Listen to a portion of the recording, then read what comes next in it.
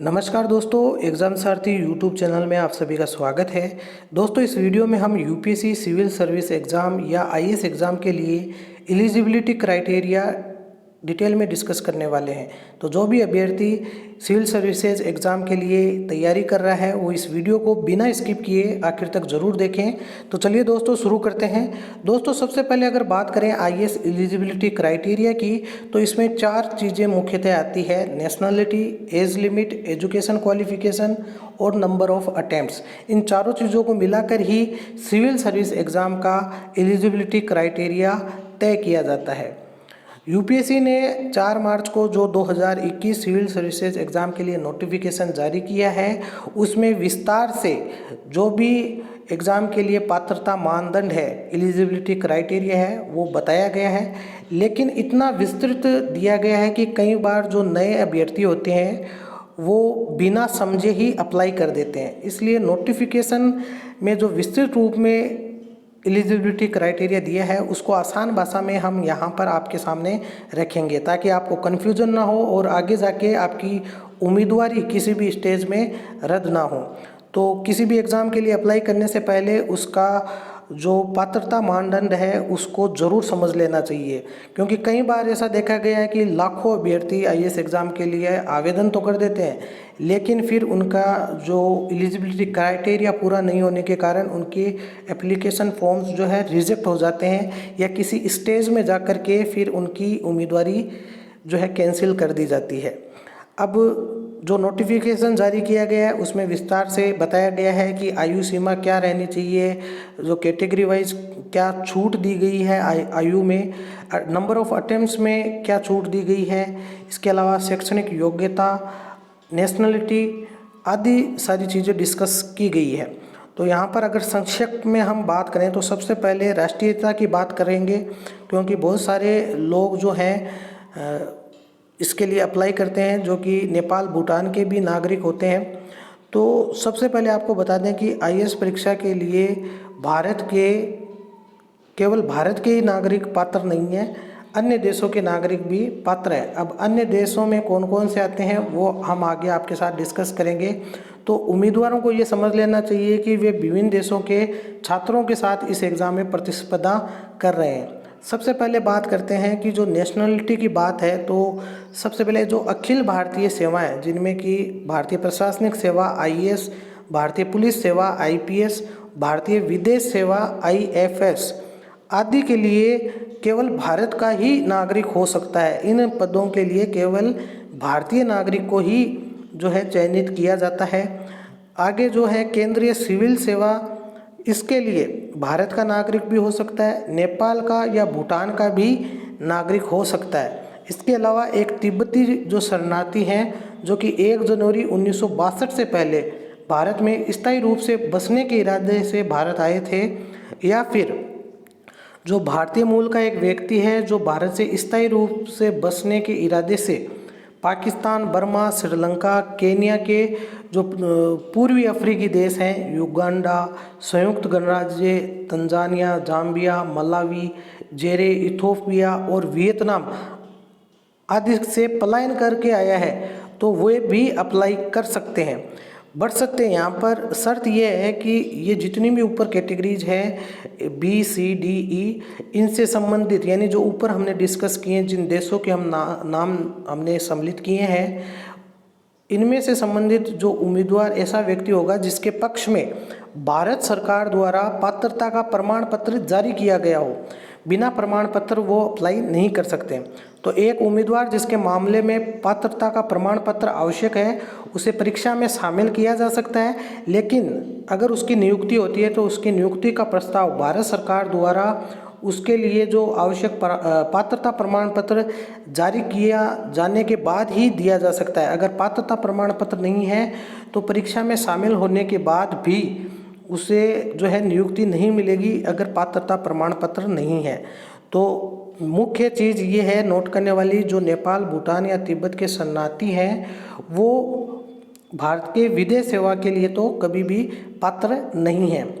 अब बात करते हैं दोस्तों शैक्षणिक योग्यता की। तो ये परीक्षा न्यूनतम प्रतिशत के आधार पर भेदभाव नहीं करती है। केवल शैक्षणिक योग्यता आपके पास होनी चाहिए, यानी ऐसा कोई क्राइटेरिया नहीं है कि आपके ग्रेजुएशन में 55% हो या 60% हो। केवल आपके पास जो है मान्यता प्राप्त विश्वविद्यालय से किसी भी विषय में ग्रेजुएशन या उसके समकक्ष होना चाहिए। आईएएस परीक्षा में बैठने के लिए न्यूनतम उत्तीर्ण प्रतिशत का भी कोई उल्लेख नहीं है।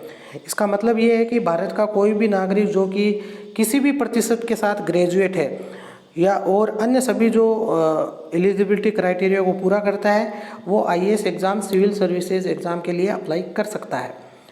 इसके अलावा उम्मीदवार अपने जो डिग्री कोर्स के अंतिम वर्ष में है यानी फाइनल ईयर में, वो भी फॉर्म फिलअप कर सकते हैं इस एग्ज़ाम के लिए, बशर्ते कि उन्हें आईएएस मुख्य परीक्षा के लिए जो आवेदन पत्र जमा कराना होता है, डीएफ जिसे कहते हैं, उस समय तक उनके अंतिम वर्ष की अंक तालिका या अंक पत्र जो है, मार्कशीट जो है, वो ज़रूरी होती है।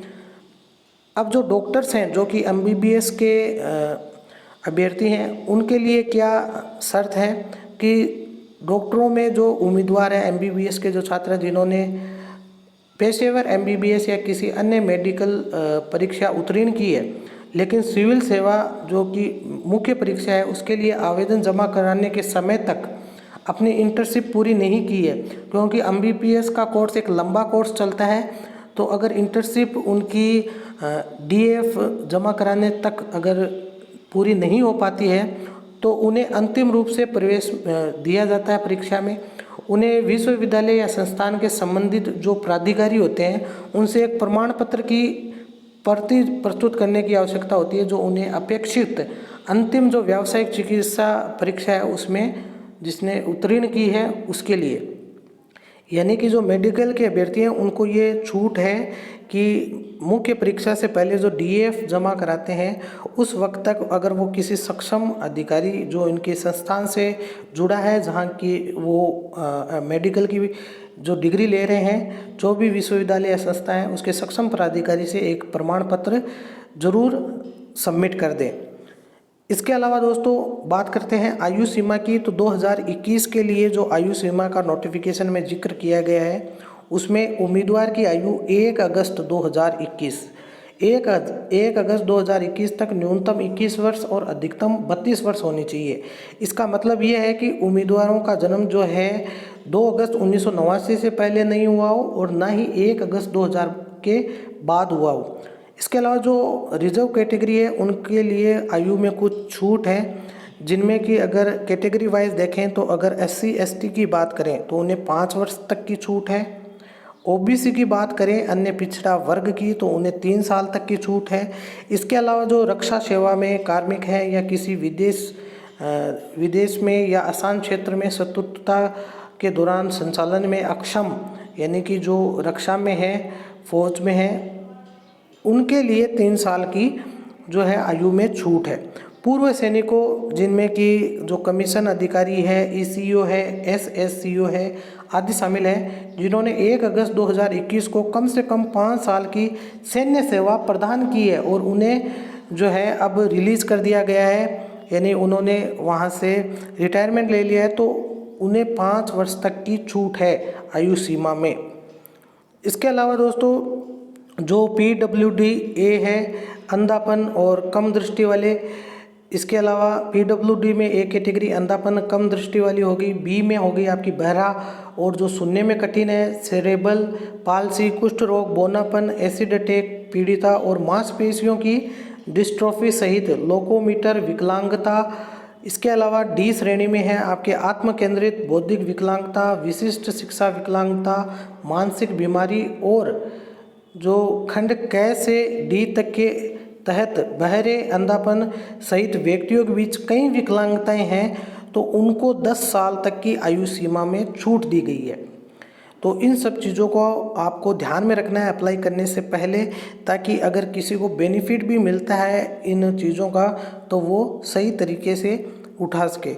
अब बात करते हैं जो प्रयासों की संख्या है, यानी नंबर ऑफ अटेम्प्ट्स, इसको लेकर के कुछ विवाद चल रहा था, तो उसमें भी UPSC ने स्पष्ट किया है आयु सीमा और शैक्षणिक योग्यता के अलावा आईएएस परीक्षा के लिए एक और पात्रता मानदंड है नंबर ऑफ अटेम्प्ट्स। तो उम्मीदवारों के लिए प्रयास की संख्या आईएएस परीक्षा में एक निश्चित संख्या तक सीमित है, लेकिन आयु सीमा में छूट के रूप में भी आरक्षित श्रेणी के उम्मीदवारों को प्रयास की संख्या में भी छूट प्रदान की जाती है। ये केवल आरक्षित श्रेणी के उम्मीदवारों के लिए है और आरक्षित श्रेणी में सारे उम्मीदवार आते हैं जो कि जिनको कि आरक्षण मिला है, रिजर्वेशन मिला है। यूपीएससी और केंद्र सरकार ने 2020 में उम्मीदवारों के जो प्रयास थे, यानी जिनकी प्रयास खत्म हो चुके थे 2020 के यूपीएससी एग्ज़ाम तक, लेकिन उनकी एज लिमिट है अभी भी है, तो उनको एक अतिरिक्त प्रयास देने की अनुमति सुप्रीम कोर्ट में जो है अपनी सहमति यूपीएससी ने, केंद्र सरकार ने दी है। तो 2021 की अधिसूचना के आयु सीमा के भीतर वो आएंगे। इसी तरीके से जो प्रयास और छूट की संख्या इस प्रकार कैटेगरी वाइज आप देख सकते हैं कि जो सामान्य या आर्थिक रूप से कमज़ोर अभ्यर्थी हैं उनको 6 अटेम्प्ट्स, नंबर ऑफ अटेम्प्ट्स, और साथ ही पिछले साल तक जिनके नंबर 6 अटेम्प्ट्स जो पूरे हो चुके हैं उनको एक और अटेम्प्ट दिया जा रहा है, क्योंकि अगर उनकी एज लिमिट अभी भी है 32 साल की। अन्य पिछड़ा वर्ग में 9 अटेम्प्ट्स हैं। इसी तरीके से SC ST में असीमित है जब तक कि उनकी आयु सीमा जो मैक्सिमम आयु सीमा है वो कंप्लीट नहीं हो जाती। इसके अलावा विकलांग व्यक्ति है, उनको भी अपनी जो एज लिमिट के अनुसार असीमित है। इसके बाद में दोस्तों यूपीएससी IAS परीक्षा में जो है अटेम्प्ट्स जो हैं वो किस तरीके से परिभाषित होते हैं। कई बार अभ्यर्थियों को ऐसा लगता है कि उन्होंने फॉर्म फिलअप कर दिया इसलिए उनका एक अटेम्प्ट गिना जाएगा, तो ये गिना जाता है या नहीं गिना जाता है, इसको हम यहाँ पर डिस्कस करते हैं। तो यूपीएससी जो आधिकारिक IAS अधिसूचना में अपने जो नंबर ऑफ अटेम्प्ट्स को परिभाषित भी करता है। यदि कोई उम्मीदवार IAS प्रारंभिक परीक्षा के किसी भी पेपर में उपस्थित होता है, यानी प्रीलिम्स में जो 2 पेपर होते हैं उसमें किसी भी एक पेपर में अगर आप उपस्थित होते हैं, पेपर दे देते हैं, तो उससे उम्मीदवार के एक अटेम्प्ट के रूप में गिना जाएगा। प्रयासों की संख्या IAS पात्रता में महत्वपूर्ण घटकों में से एक है, यानी कि आपने अगर प्रीलिम्स एग्ज़ाम में दे दिया और उसके बाद में अगर मेंस के लिए आप क्वालिफाई नहीं हुए या फिर आपने एक पेपर दे दिया प्रीलिम्स का, तो भी आप का एक अटेम्प्ट गिना जाएगा। लेकिन अगर आपने केवल फॉर्म फिलअप कर दिया, एग्ज़ाम नहीं दिया, तो ये आपका जो है नहीं गिना जाएगा अटेम्प्ट। IAS प्रारंभिक परीक्षा में उच्च अनुपस्थिति का कारण भी यही होता है। केवल 50% जो उम्मीदवार होते हैं वो प्रारंभिक परीक्षा में उपस्थित होते हैं ताकि उनके जो प्रयास हैं वो नंबर ऑफ अटेम्प्ट्स है वो कम नहीं हो जाए, तो बाकी के उम्मीदवार अपने प्रयासों को अधिक संख्या में नहीं रखते हैं। इसलिए यूपीएससी ने IAS एग्ज़ाम के लिए जो आवेदन वापसी की भी एक सुविधा शुरू की है, यानी कि अगर आपने फॉर्म फिलअप कर दिया और आपको लगता है कि आपकी तैयारी नहीं है प्रीलिम्स के लिए, तो आप अपने एप्लीकेशन फॉर्म को एक निर्धारित समय में वापस ले सकते हैं और आपके इससे जो आपकी आर्थिक नुकसान नहीं होगा। आपकी जो फॉर्म फिलअप करने के लिए जो फीस लगती है वो भी नहीं लगेगी। तो उम्मीदवारी की अयोग्यता या रद्द करने के बावजूद भी परीक्षा में उम्मीदवार की उपस्थिति अगर होती है तो उसे भी एक प्रयास के रूप में गिना जाएगा। यानी कि अगर कोई आपकी पात्रता अभी नहीं है, एलिजिबिलिटी आपने पूरी नहीं की है, जैसे कि अगर आपकी शैक्षणिक योग्यता है वो मिनिमम आयु 21 वर्ष से कम है, लेकिन फिर भी आपने प्रीलिम्स एग्ज़ाम में दे दिया, तो आपका ये अटेम्प्ट गिना जाएगा, भले ही आप क्राइटेरिया में हो या ना हो। इसके अलावा विशेष प्रतिबंध क्या है वो आप यहाँ पर देख लीजिए कि वे उम्मीदवार जो भारतीय प्रशासनिक सेवा या विदेश सेवा में नियुक्त है और उस सेवा के सदस्य बने रहेंगे, वे फिर से IAS परीक्षा में भाग लेने के लिए पात्र नहीं होंगे। यानी कि अगर पहले से कोई IAS या IFS विदेश सेवा में लगा हुआ है तो वो IAS के लिए पात्र नहीं होंगे, IAS की पोस्ट के लिए फिर से नहीं अप्लाई कर सकते हैं। उन्हें IAS परीक्षा में फिर से प्रतिस्पर्धा के लिए इस्तीफा देना पड़ेगा, वो पद पर रहते हुए ऐसा नहीं कर पाएंगे। लेकिन एक मौजूदा IPS अधिकारी जो होते हैं, जो कि पुलिस सेवा में होते हैं, वो IAS के लिए फिर से अप्लाई कर सकते हैं, तो उनको इस्तीफा देने की ज़रूरत नहीं है। लेकिन फिर से वह भारतीय पुलिस सेवा का विकल्प नहीं चुन सकते। यहाँ पर एक इंटरेस्टिंग चीज़ ये है कि पुलिस सेवा में होकर आप IAS के लिए एग्ज़ाम तो दे सकते हैं और IAS के जो पद के लिए आप पूरा कंपटीशन फाइट कर सकते हैं, लेकिन आप फिर से पुलिस सेवा का विकल्प नहीं चुन सकते हैं। ये यहाँ पर एक विशेष उपबंध है। इसके अलावा शारीरिक अगर पात्रता की बात करें तो एक उम्मीदवार को शारीरिक रूप से स्वस्थ होना चाहिए, एक स्वस्थ दिमाग होना चाहिए, जो कि रिजर्व कैटेगरी के अलावा बात हो रही है। आईएएस साक्षात्कार के बाद उम्मीदवार को निर्दिष्ट जो शिक्षा केंद्र है वहाँ पर एक अनिवार्य चिकित्सा परीक्षण से भी गुजरना पड़ता है और उम्मीदवारों को बाद में सौंपी गई सेवा के बावजूद इस मेडिकल टेस्ट को उत्तीर्ण करना ही पड़ता है। जो उम्मीदवार अपनी श्रेणी के अनुसार आईएएस पात्रता मानदंड में छूट का दावा करते हैं उन्हें ध्यान देना चाहिए कि छूट का लाभ उठाने के लिए, यानी कि जैसे रिजर्वेशन का अगर आप लाभ उठाते हैं तो आवश्यक सभी प्रमाण पत्र उस वर्ष के, उस पर्टिकुलर वर्ष के, यानी कि जो आईएएस अधिसूचना की तारीख से पहले ही जारी किए जाने होने चाहिए। इसके अलावा यदि उम्मीदवार आईएएस पात्रता के बारे में अभी भी भ्रमित हैं तो वो नीचे कमेंट सेक्शन में कमेंट कर सकते हैं और अपनी क्वेरी पूछ सकते हैं। तो दोस्तों ये पूरा यूपीएससी सिविल सर्विसेज एग्ज़ाम, या जिसे आप आईएएस एग्ज़ाम के नाम से भी जानते हैं, इसका पूरा विस्तृत और शॉर्ट में हमने एलिजिबिलिटी क्राइटेरिया आपके सामने रखा। अभी भी कोई डाउट है तो नीचे कमेंट सेक्शन में आप ज़रूर पूछें। वीडियो पसंद आया हो तो लाइक और शेयर ज़रूर करें। धन्यवाद।